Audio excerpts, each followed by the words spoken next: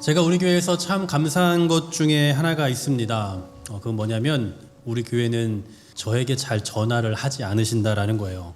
오해하지 마십시오. 여러분 전화 받기를 싫다거나 전화하지 마세요 이런 얘기가 아닙니다.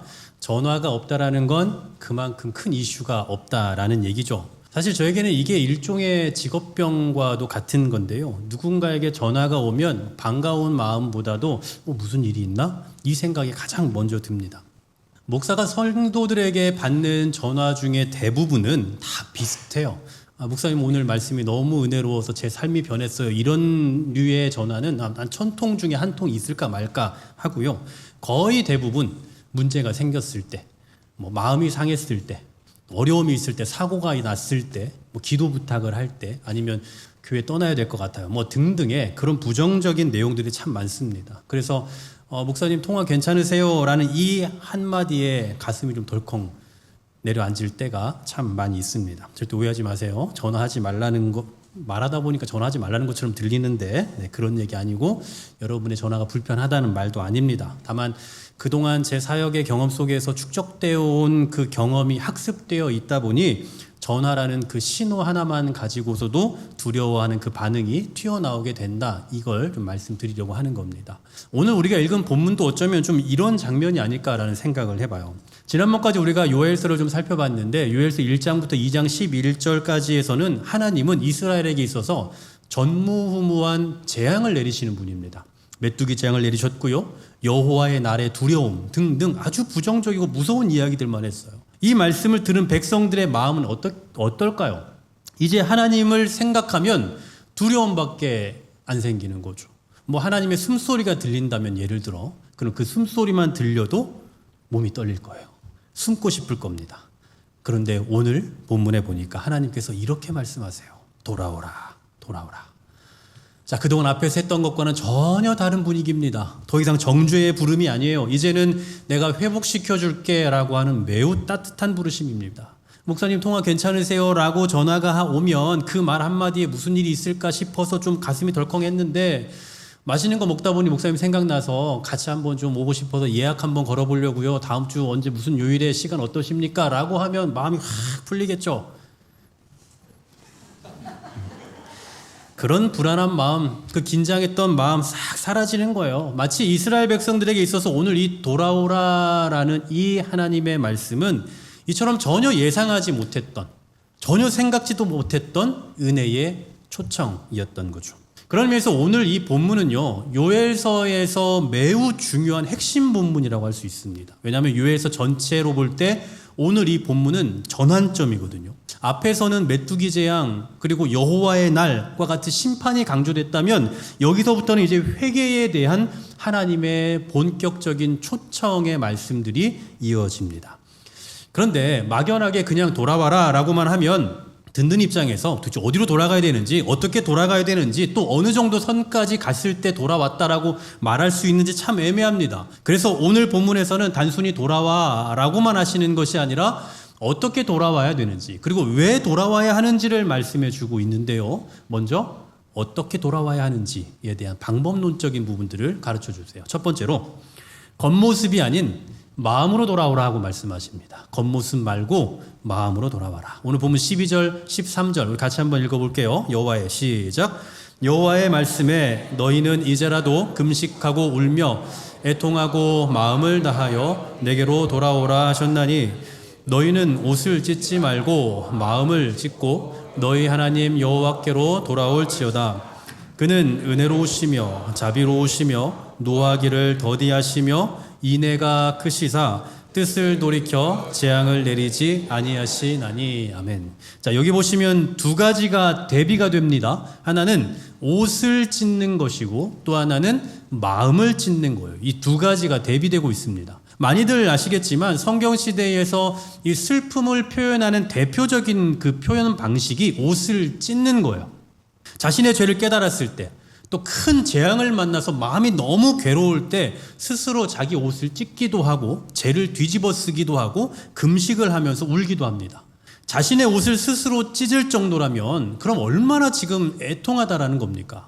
제가 지금 여기서 제 옷을 막 찢으면 너무나 괴롭다라는 그 심정이 표출되는 거 아니겠어요? 누가 보더라도 이 사람 마음이 정말 괴롭구나, 이 사람 정말 진지하게 슬퍼하며 회개하고 있구나 할 정도로 충분히 그렇게 보일 수 있는 모습입니다. 근데 오늘 본문에서 하나님 뭐라고 말씀하십니까?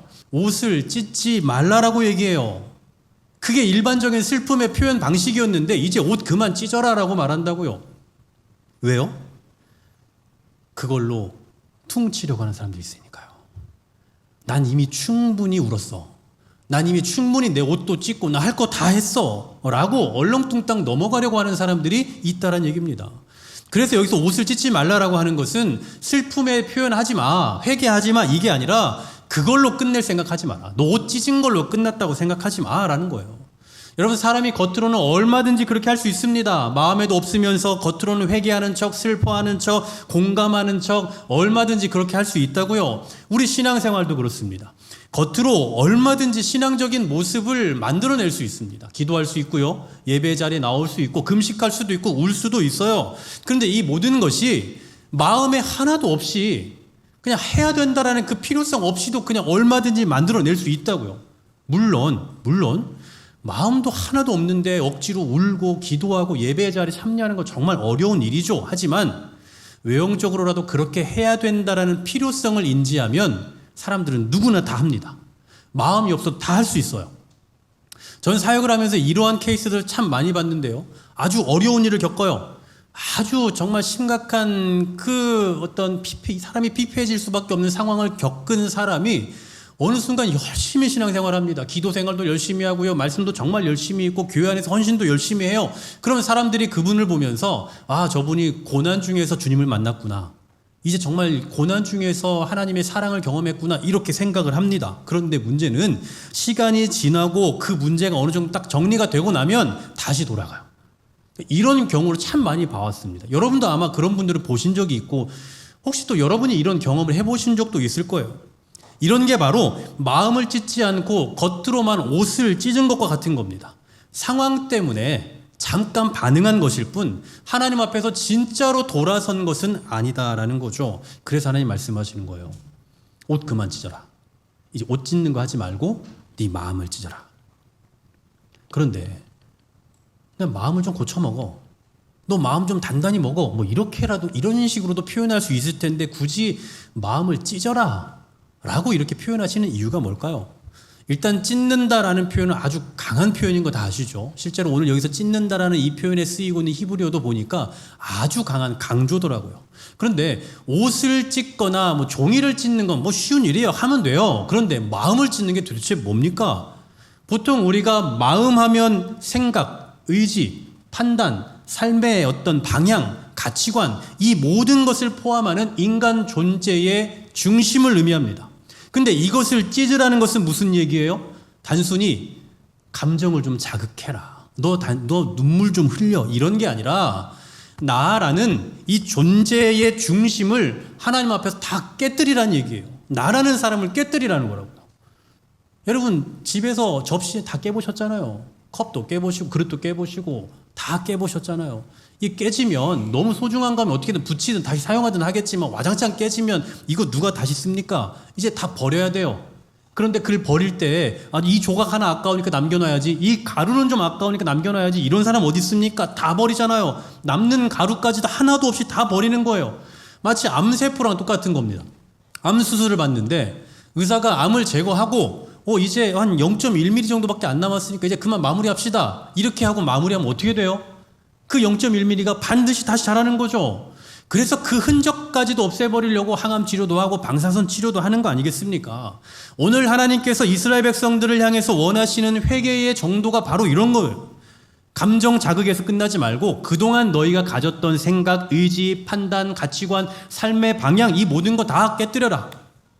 물론 겉으로만이라도 옷도 찢고 금식도 하고 눈물도 흘리고 죄도 뒤집어 쓰고 이렇게 하는 게 아무것도 안 하고 그냥 가만히 있는 것보다는 훨씬 나은 거예요. 그런데 왜 하나님은 그런 정도의 회개를 넘어서 마음을 찢는 정도의 회개를 해야 된다라고 말씀하시는지 여러분 아시겠습니까? 옷을 찢는 정도로는 진짜 회복이 일어나지 않는다라는 거예요. 진정한 변화가 일어나려면, 진정한 내 인생의 삶의 변화가 일어나려면 옷 찢는 거, 행위 정도로 되는 것이 아니라 마음을 찢어야 된다고요. 제가 고등학교 2학년 방학 때 예수님을 처음 만났습니다. 뭐 그 나이 때는 뭐 다 그러셨겠지만, 뭐 다 그러셨을 거예요. 입이 거칠었겠죠. 네, 저도 입이 거칠었어요. 뭐 욕도 하고. 그런데 예수님을 만나고 나서 다 욕을 끊었습니다. 그 방학 때. 그리고 개학 때 학교에 가자마자 친구들과 욕으로 인사하는 저를 보면서 깜짝 놀랐어요. 저는 다 변화됐다고 생각했거든요. 결과적으로 뭡니까? 저는 그 방학 때 옷만 찢은 거예요. 옷만. 그랬더니 하나님께서 고3 때 저를 다시 혼내셨어요. 다시 고3 때 또 주님을 만났는데 이번에 정말 제대로 만났습니다. 이번에 정말 어쩔 수 없는 상황이 생겼어요. 학교도 갈 수 없는 상황이 생겼고 그냥 집에 누워있을 수밖에 없는 상황이 생겼고 그래서 아무것도 의지할 수 없으니 기도원 가서 뒹굴면서 기도를 할 수밖에 없는 상황이 생겼고 그러면서 제 삶의 방향을 이제 완전 재설정을 했죠. 나는 이제 목회자로 살겠습니다 라고 하면서 방향을 재설정을 한 거예요. 그랬더니 바뀌더라고요. 그랬더니 그때부터는 뭐 욕이고 뭐고 뭐 술, 담배 이런 거 뭐 전혀 되지 않게 되고 그냥 자연스럽게 아주 완전하게 새 사람이 되더라고요. 그렇습니다. 내면 깊은 곳에 회개와 결단이 없으면 결국 또다시 돌아가요. 또다시 원래 자리로 돌아가게 되는 겁니다. 그래서 하나님 분명하게 말씀하시는 거예요. 겉모습이 아니라 네 마음으로 돌아와라. 옷을 찢지 말고 네 마음을 찢어라. 즉 사람들에게 보이기 위한 신앙이 아니라 하나님 앞에서 진실한 신앙으로 돌아오라 라는 얘기죠. 이게 바로 하나님께로 돌아가기 위한 첫 번째 방법입니다. 겉모습으로 돌아가지 말고 마음을 찢어라. 마음으로 돌아오라. 두 번째로는요. 하나님을 신뢰하며 돌아오라는 거예요. 하나님을 신뢰하며 돌아와라. 자, 오늘 13절 상반절에 이렇게 말씀합니다. 너희는 옷을 찢지 말고 마음을 찢고 너희 하나님 여호와께로 돌아올지어다. 여러분, 하나님께서 말씀하시는 그 회개의 핵심은요.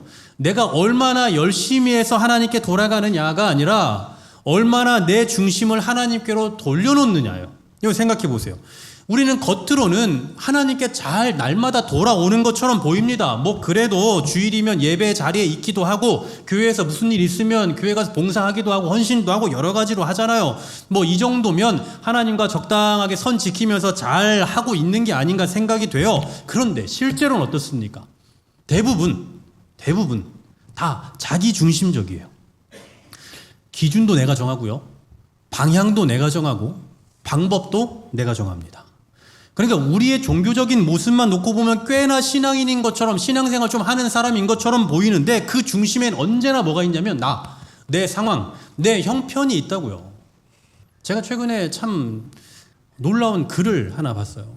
어떤 목사님이 이제 뭐 가치관을 설명하는 중에 자기 교회에 이제 어떤 그 부교육자가 11조를 안 하는 것을 이렇게 썼어요. 근데 그건 뭐 11조 헌금을 말하려는 게 아니라 가치관에 대한 이야기를 지적하려고 했는데 그 글에 대한 댓글이 엄청 많이 달렸어요. 근데 그 댓글들을 쓰는 대부분의 사람들이 교회의 부교육자들입니다. 그러니까 부교육자를 사역하는 사람들이 하는 얘기가 교회에서 사례를 그 정도밖에 안 주면서 무슨 11조를 운운하냐, 갑질이냐, 뭐 이런 식으로 막 글을 썼더라고요. 너무 충격적이었어요.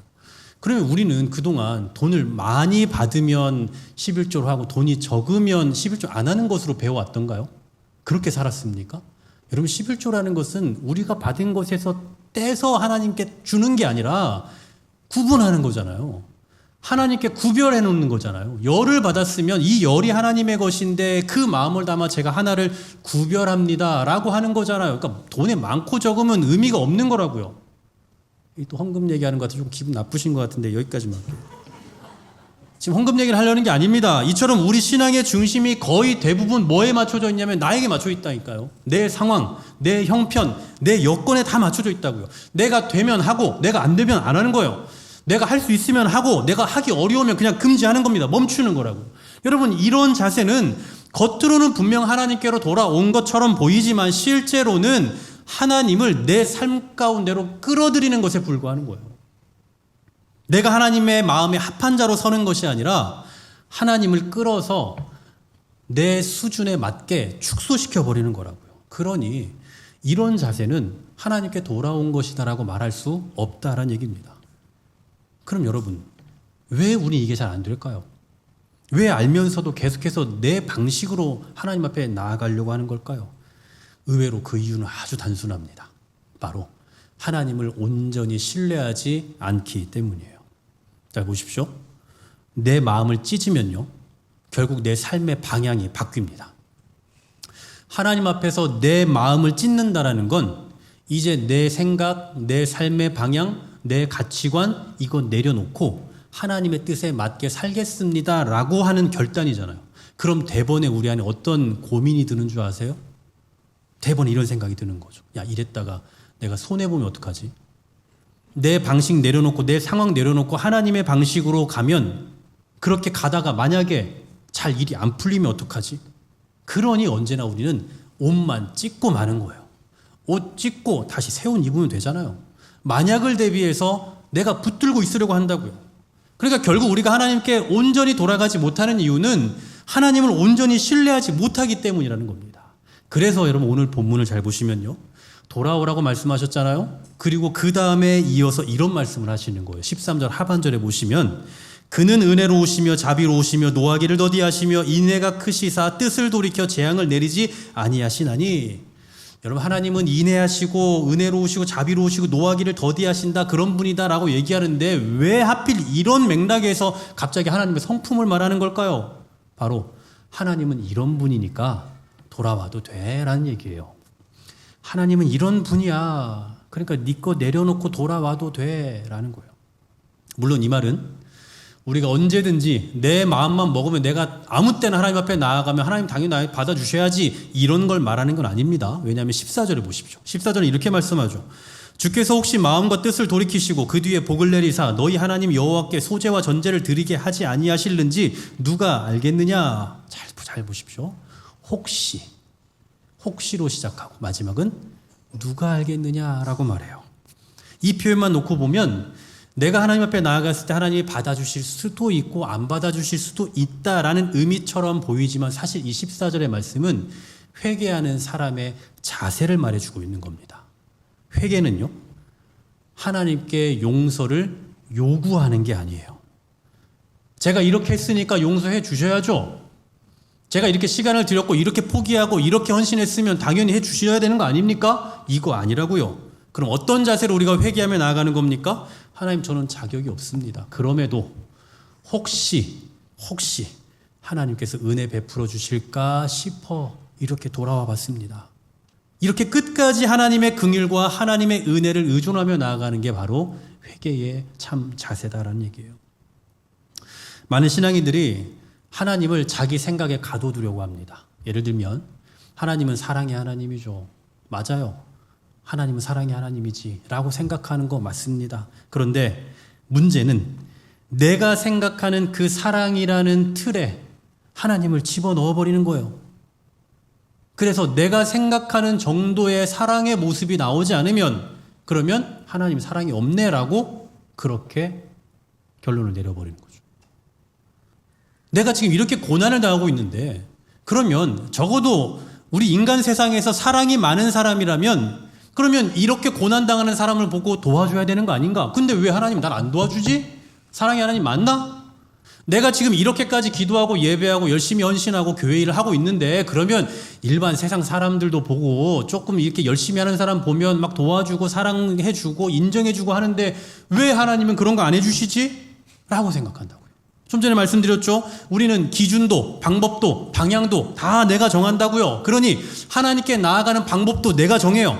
그리고 더 놀라운 건 그에 대한 하나님의 반응도 내가 정해요.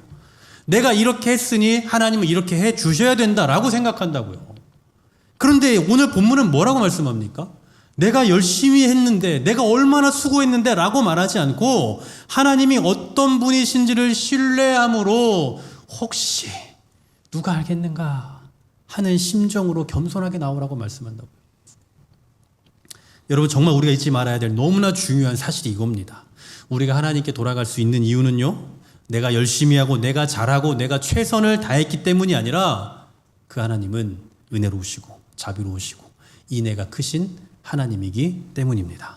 그래서 우리가 하나님께 나아갈 수 있는 거지 내가 열심히 하고 봉사하고 수고하고 헌신해서 나아갈 수 있는 게 아니란 말이에요.